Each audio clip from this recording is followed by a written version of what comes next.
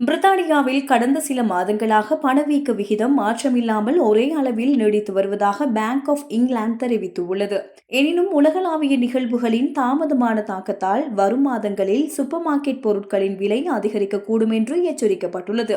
முன்னதாக மே மாதத்தில் பணவீக்க விகிதம் 3% உயரும் என்று பொருளாதார வல்லுநர்கள் கணித்திருந்தனர். ஆனால் தேசிய புள்ளியியல் அலுவலகத்தின் புதிய தரவுகளின்படி பணவீக்கம் அதிகரிக்காமல் ஸ்திரமாக இருப்பது நடுத்தர குடும்பங்களுக்கு சற்றே நிம்மதியை தந்துள்ளது.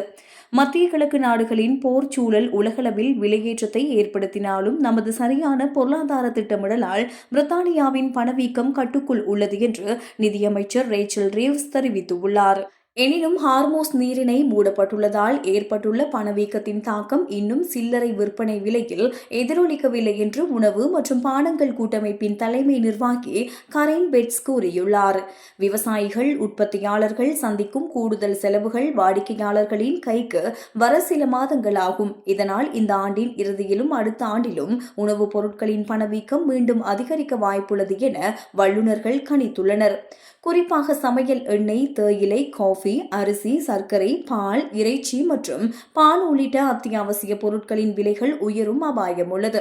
போக்குவரத்து செலவுகள் அதிகரிப்பதே இந்த விலையேற்றத்திற்கு முக்கிய காரணமாக அமையவுள்ளது. மேலும் எரிபொருள் மற்றும் எரிவாயு விலை உயர்வு காரணமாக சரக்குகளை கொண்டு செல்லும் போக்குவரத்து செலவுகளும் அதிகரிக்கும்.